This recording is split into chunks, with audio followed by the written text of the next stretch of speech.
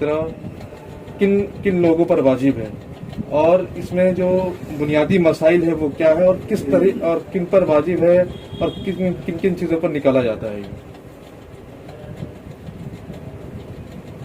نحمده ونصلي على رسوله الكريم اما بعد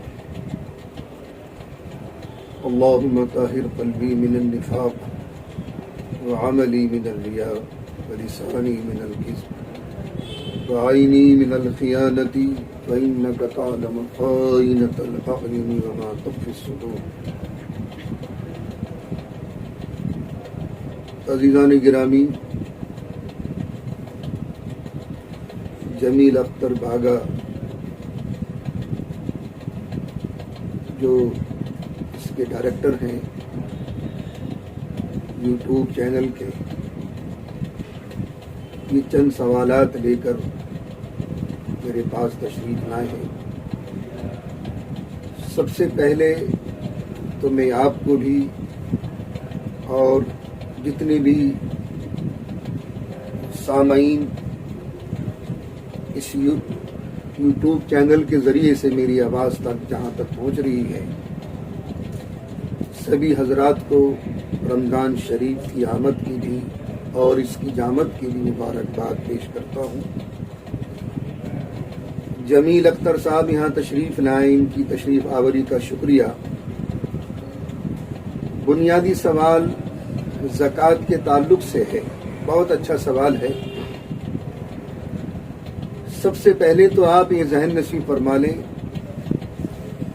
کہ زکوٰۃ کے واجب ہونے کی شرطیں کیا ہیں. مسلمان ہونا، عاقل ہونا، بالغ ہونا اور صاحب نصاب ہونا. صاحب نصاب شریعت مطہرہ نے ایک نصاب مقرر کر دیا جو قیامت تک رہے گا. یعنی جس انسان کے پاس، جس مسلمان کے پاس 7.5 تولے سونا، 52.5 تولے چاندی یا اتنا نقد روپیہ ہو جس سے آپ 52.5 تولے چاندی خرید سکتے ہیں، یا مال تجارت ہو اور اس کی قیمت اتنی ہو جس سے آپ 52.5 تولے چاندی خرید سکتے ہیں، تو ایک نصاب مقرر ہے شریعت کے اعتبار سے.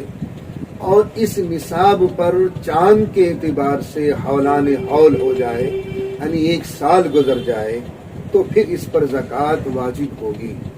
اس سونے پر بھی، اس چاندی پر بھی، اس نقد روپے پر بھی اور مال تجارت بھی، اور 2.5 روپے سینکڑے کے اعتبار سے آپ اس کا زکوٰۃ کا حصہ نکالتے چلے جائیں. تو ایک زکوٰۃ کا ایک نصاب ہے. دوسرا مسئلہ ہے زکوٰۃ کے مستحقین کون ہیں. زکوٰۃ کے مستحقین سب سے پہلے تو آپ اپنی عزیز و اقارب میں دیکھیں، جو آپ کے رشتہ دار ہیں، غریب ہیں، نادار ہیں، مفلس ہیں، مساکین ہیں، بیوائیں ہیں، یتیم بچے ہیں اور ان کا کوئی پرسان حال نہیں ہے، ان کا کوئی کفالت کرنے والا نہیں ہے. تو بنیادی چیز ہماری زکوٰۃ کے مستحق سب سے پہلے وہی افراد ہیں جو ہماری بستی، ہمارے شہروں، ہمارے قصبات کے ہمارے عزیز و اقارب ہیں. ان سے اگر بچتا ہے تو پھر مدارس دین اسلامیہ ہیں جو زکوٰۃ کے آپ کے مستحق ہیں. دوسرا مسئلہ، زکوٰۃ کن لوگوں کو دینا جائز نہیں ہے. اس میں بنیادی چیز زکوٰۃ جن لوگوں کے دینا جائز نہیں ہے، اس میں بنو ہاشم، بنو عقیل، بنو عباس، بنو جعفر، بنو علی، یہ سارا خاندان آل رسول سے جا کر ملتا ہے جو اپنے آپ کو سادات کہلاتے ہیں، سید کہلاتے ہیں.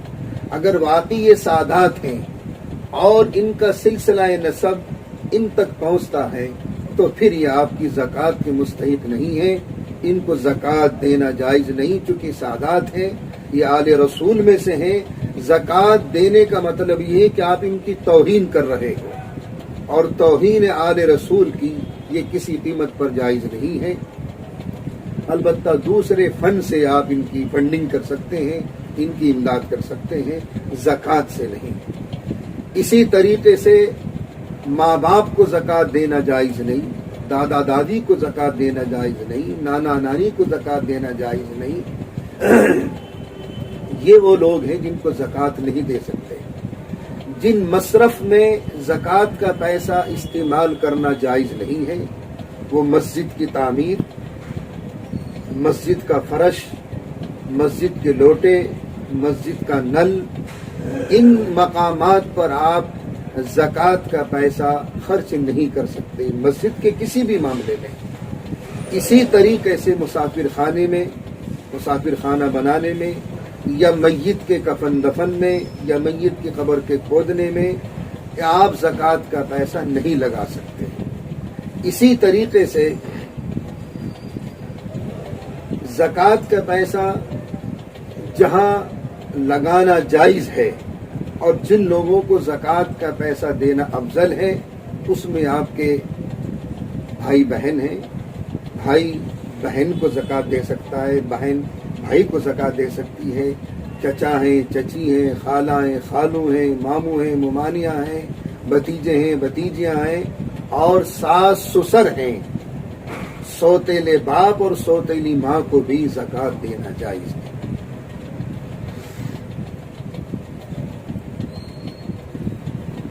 زکوٰۃ کے تعلق سے ایک اور مسئلہ ذہن نشین فرماتے چلیں۔ چونکہ زکوٰۃ دینے پر تو اللہ تعالی کی طرف سے انعام کا وعدہ ہے، اور زکوٰۃ نہ نکالنے والوں کے لیے اللہ کی طرف سے وعیدیں ہیں، بہت سخت وعیدیں ہیں، بہت سخت ترین وعیدیں ہیں۔ اللہ ہم سب کی حفاظت فرمائے، آمین یا رب العالمین۔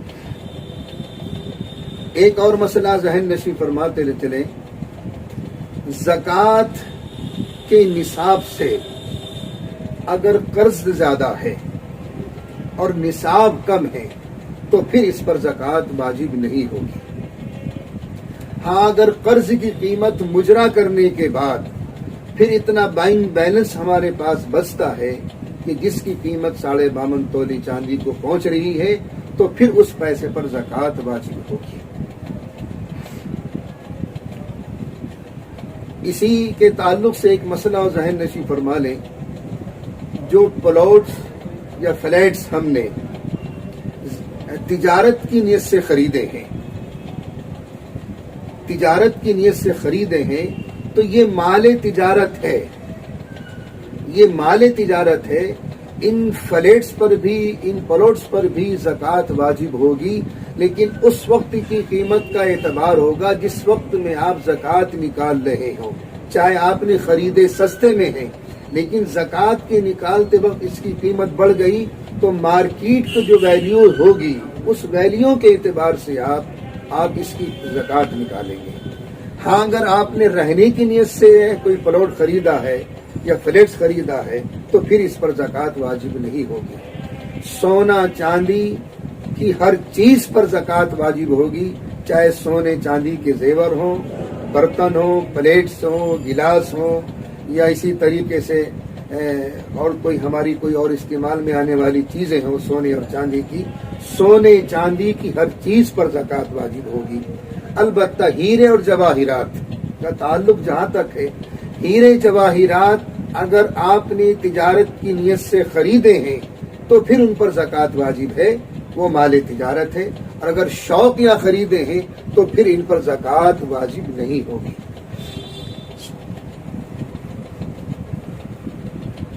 تیسرا مسئلہ کمپنیوں کے شیئرز کے تعلق سے آپ ذہن نشین فرما لیں۔ یہاں ایک مسئلہ پروویڈنٹ فنڈ، پروویڈنٹ فنڈ جو ہے اس میں دو حیثیت ہیں اس کی پروویڈنٹ فنڈ کی۔ ایک تو وہ محکمہ، وہ ڈپارٹمنٹ ہمارا جو از خود وہ پیسہ کاٹتا ہے، آپ کٹواتے نہیں، کاٹتا ہے، تو اس پر تو زکوٰۃ، اس پیسے پر زکوٰۃ جب واجب ہوگی جب آپ کو ریٹائرڈ کر دیا جائے گا، اور ریٹائرڈ ہونے کے بعد جو پیسہ آپ کو بڑھا کر ملے گا وہ آپ کے لیے انعام ہوگا، وہ سود نہیں ہوگا، انٹرسٹ نہیں ہوگا، وہ سود ہوگا۔ تو اپنی اصلی رقم پر بھی اور جو آپ کے ریٹائرڈ ہونے کے بعد آپ کے ڈپارٹمنٹ نے، آپ کے محکمے نے جو پیسہ آپ کو بڑھا کر دیا ہے وہ آپ کا انعام ہے، اس محکمے کی طرف سے، اس ڈپارٹمنٹ کی طرف سے۔ اس پر زکوٰۃ جب واجب ہوگی جب آپ اس کے مالک ہو جائیں گے، جب آپ اس پر قبضہ کر لیں گے۔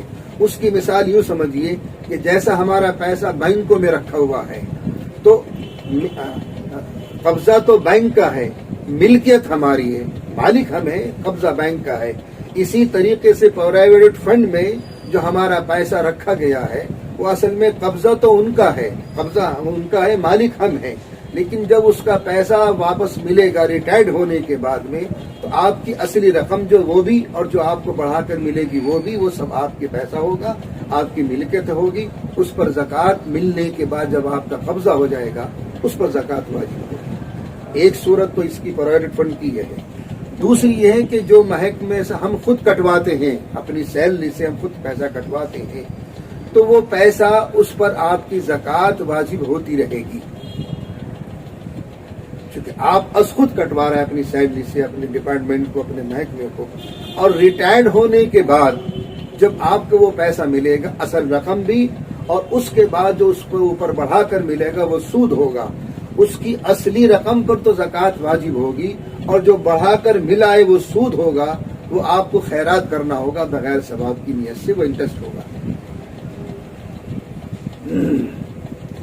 اچھا، ایک سوال یہ بھی ہے کہ LIC کو لے کر کچھ لوگ کیا کرتے ہیں کہ 5 سال 10 سال کے لیے LIC ممبرشپ لیتے ہیں، لیکن اس ممبرشپ میں وہ پیسہ جمع کرتے رہتے ہیں، کیا اس پر زکوٰۃ واجب ہے؟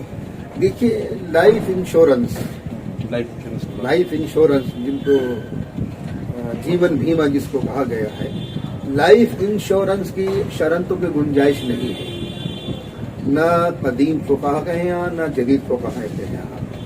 البتہ اتنا ضرور ہے کہ اگر آپ نے اپنی املاک کا انشورنس کرایا ہے، گاڑی کا انشورنس ہے، دکانوں کا انشورنس ہے، یا مکان کا انشورنس ہے، یا فیکٹری کا، کارخانے کا، تو املاک تک تو مسئلہ جائز ہے کہ ان کا انشورنس کرا لیا جائے، لیکن جہاں تک لائف انشورنس کا تعلق ہے تو اس پر تو پھر آپ لائف انشورنس کرانا ہی جائز نہیں ہے۔ جی، تو جب لائف انشورنس کرانا ہی جائز نہیں ہے اور اگر وہ پیسہ آپ کی ملکیت میں ہے جو آپ وہاں جمع کر رہے ہو تو پھر تو اس پر زکوٰۃ واجب ہوگی۔ اچھا، ابھی ایک سوال یہ بھی بہت زیادہ ہے عام، کیونکہ اس وقت حالات حاضرہ کو مد نظر رکھتے ہوئے سلنڈر، آکسیجن سلنڈر بہت سارے NGO وغیرہ کام کر رہے ہیں اس وقت، تو کئی سارے لوگ یہ بھی کہہ رہے ہیں کہ زکوٰۃ کے پیسے سلنڈر خرید کر جو ہے لوگوں کی مدد کی جائے، اس میں مسلم نان مسلم تمام لوگ شامل ہیں اس کے اندر۔ دیکھیے سلیم اختر صاحب، مسئلہ یہ ہے کہ زکوٰۃ کے مستحقین اونلی مسلم ہیں۔ آپ غیر مسلم کی امداد کر سکتے ہو صدقے سے، خیرات سے، امداد سے، لیکن زکوٰۃ کے جو مستحقین ہیں اس کے لیے شرط ہے ایمان، اونلی مسلم شرط ہے۔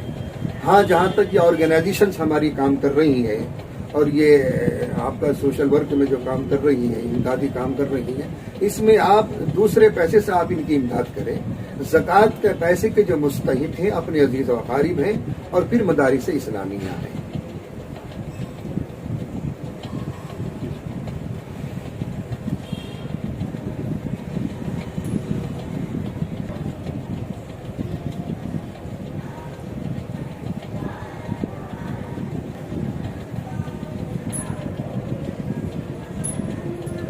آخری سوال صدقۃ الفطر کے اس کو بھی رہ گیا تھا، فطر کے اور تھوڑا تفصیل سے بتا دیں کتنا نکلے گا اس ٹائم کا۔ اصل میں صدقۃ الفطر یہ اس کا نصاب زکوٰۃ کا نصاب نہیں ہے، یہ زکوٰۃ سے ہٹ کر اس کا نصاب ہے۔ زکوٰۃ کے لیے تو 7.5 تولے سونا اور 52 تولے چاندی یا نقد روپیہ جس سے آپ 52 تولے چاندی خرید سکتے ہو یا مال تجارت۔ صدقۃ الفطر کا نصاب اگر آپ کے پاس عید کی نماز سے پہلے بھی اتنا پیسہ آ گیا کہ جس سے آپ 52 تولے چاندی خرید سکتے ہو تو پھر آپ پر صدقۃ الفطر واجب ہو گیا۔ اچھا، علاوہ ازیں صدقۃ الفطر کے لیے آپ کا وہ فالتو سامان جو آپ کی یوز میں نہیں ہے، یعنی آپ کے زائد کپڑے ہیں، آپ استعمال میں نہیں لا رہے ہیں، یا آپ کے یہاں تانبے پیتل کے برتن ہیں وہ یوز میں نہیں ہے گھر کے، اور ان کی قیمت 52.5 تولے چاندی کو پہنچ رہی ہے، تو پھر آپ کے اوپر صدقۃ الفطر واجب ہو گیا۔